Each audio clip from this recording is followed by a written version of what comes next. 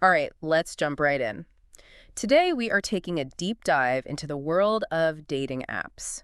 Whether you're a seasoned pro or, just starting to explore the world of digital dating, this one's for you. We've got this really interesting lecture here that breaks down strategies for success on dating apps. And honestly, some of the insights are pretty surprising.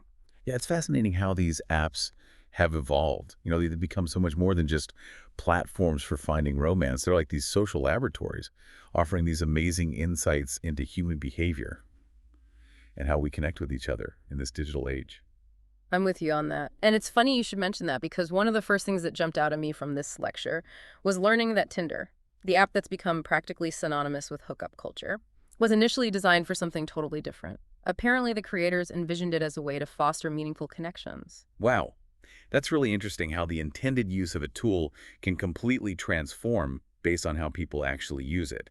And it's so interesting to see how different apps try to position themselves within this evolving landscape. Hinge, for example, markets itself as the app designed to be deleted, aiming to lead users to lasting relationships. It makes you think about how much the app's design actually influences those outcomes, or if it's more about the user's intentions going in. But okay, this is where it gets really interesting. The lecture cites the study that found that while dating apps make meeting people easier, they can also make us more judgmental and less willing to commit. It's true. It's almost like this paradox of choice. We're presented with so many options that we can become overwhelmed and less decisive. It's like this paralysis by analysis. We overthink every profile, and we might actually miss out on potential connections.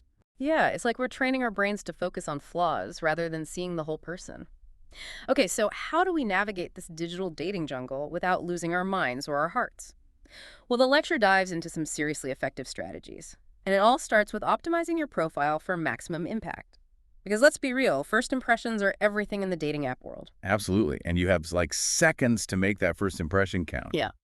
Research shows that most users decide whether to swipe right or left within 3 seconds of seeing your profile picture. 3 seconds? Whoa, that's barely enough time to blink. So what makes a profile pic truly swipe-worthy? I'm guessing selfies are a no-go. They can be, especially if they come across as overly staged or narcissistic. The lecture suggests opting for candid shots, photos that capture you in your element, ideally doing something interesting or engaging. So ditch the bathroom mirror selfie and show me hiking a mountain laughing with friends or rescuing a puppy from a tree. Exactly. Those types of photos tell a story. They showcase your personality and interests in a way that a posed selfie just can't capture.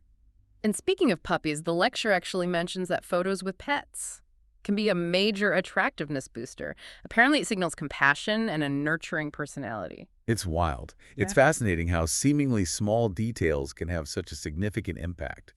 And don't underestimate the power of a genuine smile in your profile picture. It instantly makes you appear more approachable and likable. All right, so we've got the perfect profile picture. Now, what about the bio? Is it even worth the effort in this age of rapid swiping? Absolutely. It's your chance to showcase your personality and give potential matches a glimpse into who you are beyond the photo. Think of it as a mini story that sparks curiosity and makes people want to learn more. But how do you stand out from the sea of I love to travel and try new foods bios? That's the million-dollar question. The key is to move beyond those generic lists of hobbies and interests. Instead, use humor, be a little quirky, and give people a reason to want to strike up a conversation. So instead of I love to travel, maybe something like currently plotting my escape from reality. Passport-ready suggestions welcome. Now you're talking. You've created intrigue. You showcased your sense of adventure, and you provided an opening for interaction. Remember, specificity is key. Instead of saying, I love reading, mention your favorite genre or author. Instead of, I'm a foodie, name a dish you could eat every day for the rest of your life. It's about giving people a taste of your personality, those little details that make you unique and memorable. Exactly. You want to pique their interest and make them think, hey, I want to get to know this person.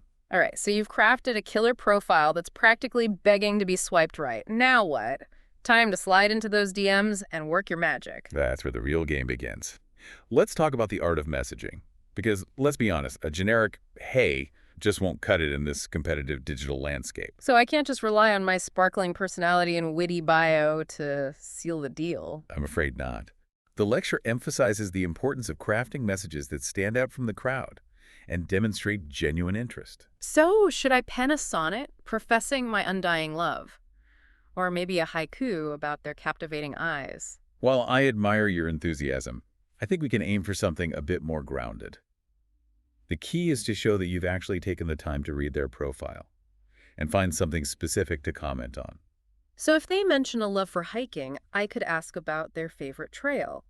Or if they have a photo in front of the Eiffel Tower, I could inquire about their trip to Paris. You've got it. It shows that you're not just sending out mass messages and that you're genuinely interested in getting to know them.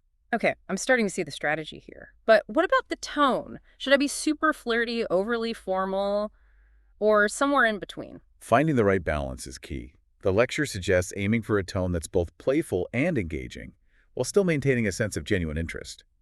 Think witty banter with a dash of curiosity. So maybe something like, I see we both have a passion for terrible puns. What's your favorite, or should I say worst one? Perfect. You've incorporated humor, referenced their profile, Mhm. and left the door open for a response. You're a natural. All right, I'm feeling more confident about my messaging game now. But let's say the conversation is flowing, we're both hitting it off. When do you move things beyond the app? When is it time to suggest an actual date? Ah, the age-old question of when to take the leap from the digital world to real life.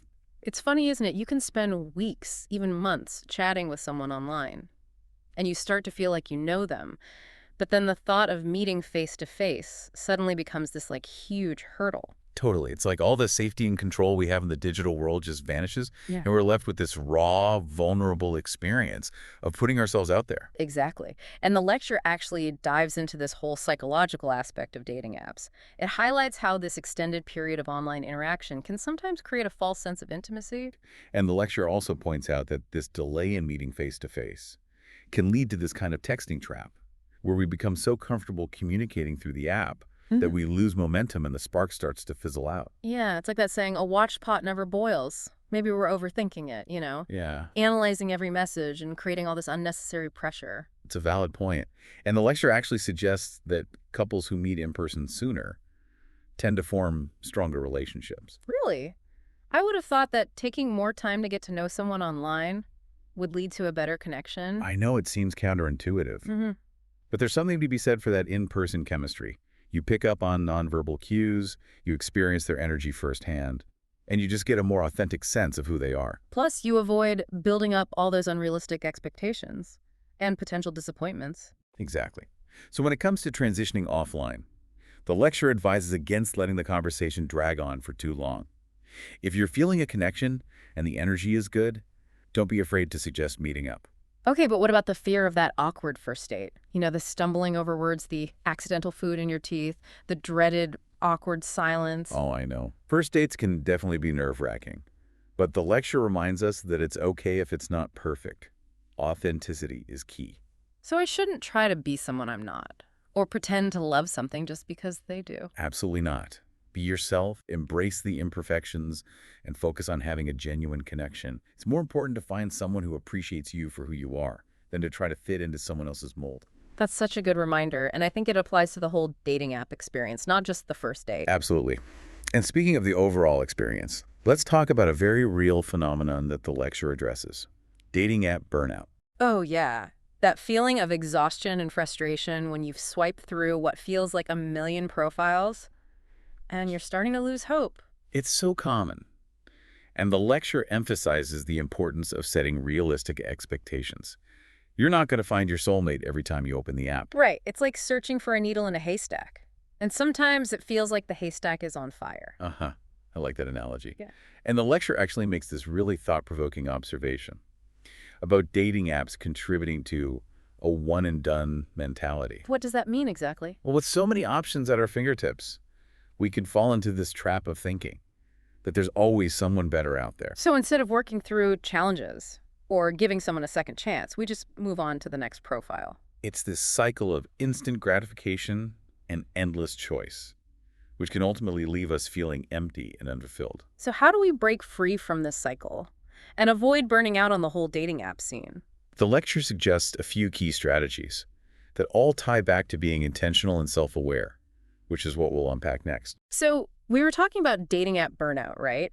And how to avoid falling into that trap of, endless swiping and just disappointment. Yeah.